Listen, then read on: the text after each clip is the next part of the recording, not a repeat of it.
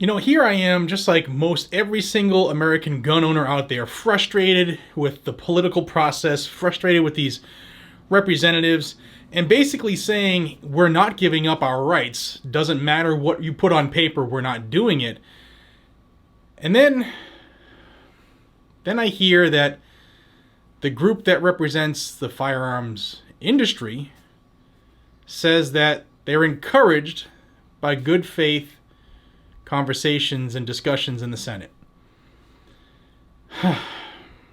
This is why, part of the reason why we're in the situation we're in. I'm talking about, unfortunately, NSSF, the National Shooting Sports Foundation. They are the leading trade organization. They are not a gun group. They are a trade organization. And I just read an article on bearing arms by Cam Edwards, which I'll link down below. But it's got me frustrated, and I want to hear from you, especially if you work in the firearms industry. If you work for a manufacturer that's represented by NSSF, y'all need to let NSSF know that they could be on the wrong side of the coin here. I'll show you what I mean. So according to Cam's article, the National Shooting Sports Foundation spokesman Mark Oliva was on ABC News.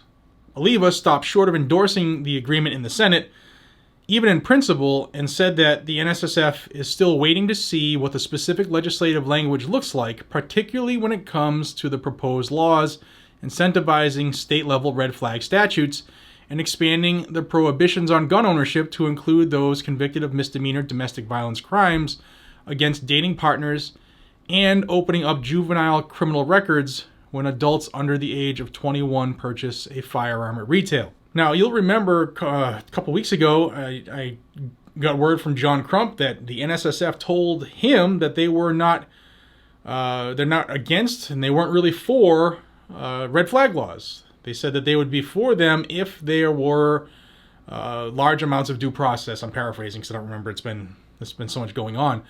But they didn't come out against red flag laws. Now, red flag laws violate due process. There cannot be due process in a red flag law and still be a red flag law.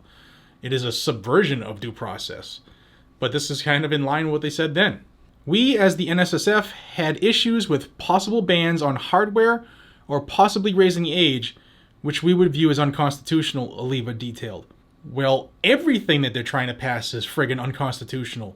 Taking someone's guns on the whim of another, making up loopholes, wanting to limit magazines, wanting to ban a class of firearms. That's all unconstitutional.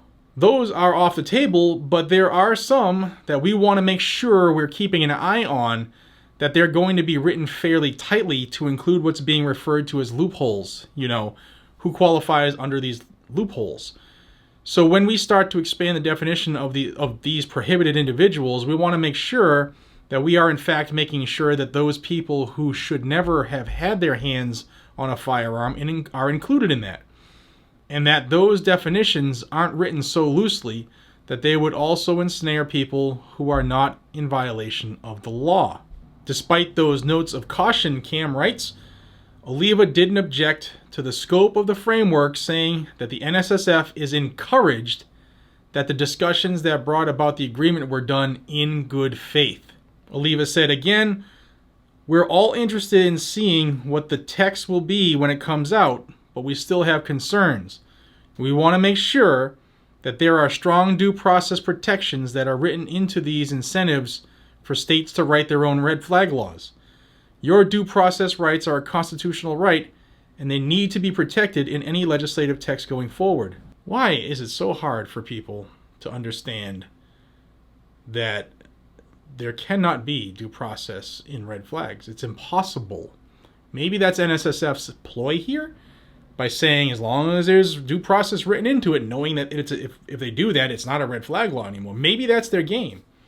But why can't the firearms industry or the group representing the firearms industry trade, why can't they just stand with America and stand with the Constitution and saying this is all unconstitutional and we don't stand for it? Why? Sound off down below. What do you think? Are you miffed like I am? I just don't get it. This is why the anti-gunners, both Democrat and Republican. This is why they do the slashes, guys, death by 1,000 cuts. Because we all can't get our heads out of our asses and stand together if our lives depended on it. Till we see each other again, be safe, stay vigilant, carry a gun to keep you, your friends, your family, your community safe. Because that's what it's for. Nothing else. Not for income, not for anything else. It's to keep us safe, to stop a tyrannical government. Deuces.